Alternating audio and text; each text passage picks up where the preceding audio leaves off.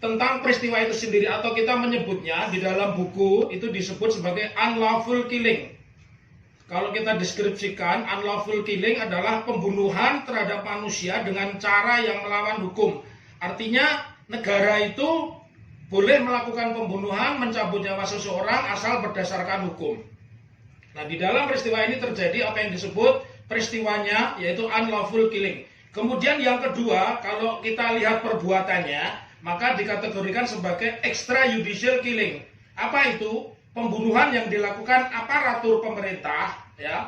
Jadi aparatur pemerintah karena perintah undang-undang, misalkan jaksa mengeksekusi seseorang terpidana hukuman mati, itu diperbolehkan, dan mungkin mereka meminta bantuan BRIMOB, itu teknis, ya.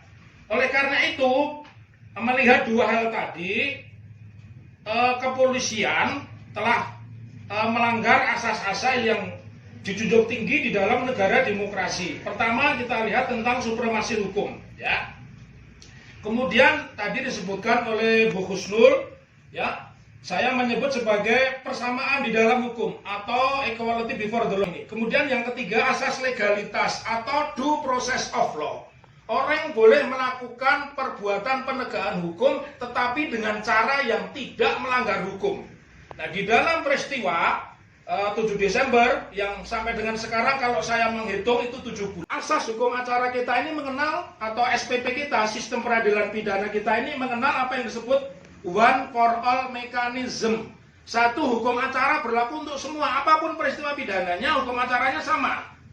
Kalau kita melihat dari kurun waktu, tadi ada perbandingan dengan peristiwa Habib Rizik yang sekarang sudah vonis, ya, dibandingkan dengan peristiwa 7 Desember sampai dengan sekarang, bahkan ada sebuah proses disparitas, ada 3 disparitas. Tiga disparitas dalam penetapan tersangka. Ketika kita bicara disparitas hukum, bahwa saya menyebut hukum acara pidana kita itu menganut asas one for all mechanism, kita lihat disparitasnya.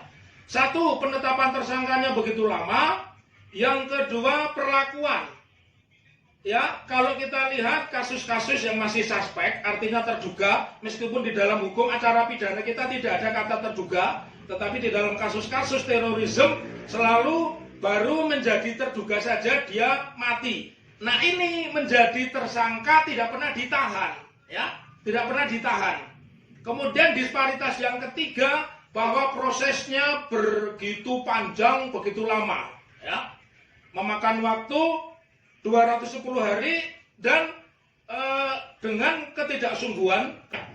Oleh karena itu, kalau kita melihat di ketentuan pasal 185 bahwa bukti yang terkuat adalah apa yang disampaikan di depan sidang, saya berharap saksi-saksi yang sudah dilakukan pemberkasan oleh pihak kepolisian, karena kita tidak mungkin menghadirkan saksi di luar itu, tetapi saya menginginkan pada saat persidangan itu, ya, sahabat-sahabat semua ada di situ, ya, ada di situ untuk mencatat detail demi detail dari peristiwa yang terjadi di depan sidang. Kenapa? Karena ini jawaban saya. Jawaban saya nanti bapak-bapak bisa melakukan apa yang disebut sebagai gugatan perdata, gugatan perbuatan melawan hukum. Jadi kalau keadilan tidak didapatkan dengan fakta-fakta persidangan, nanti bisa melakukan gugatan perbuatan melawan hukum berdasarkan pasal 1365, ya,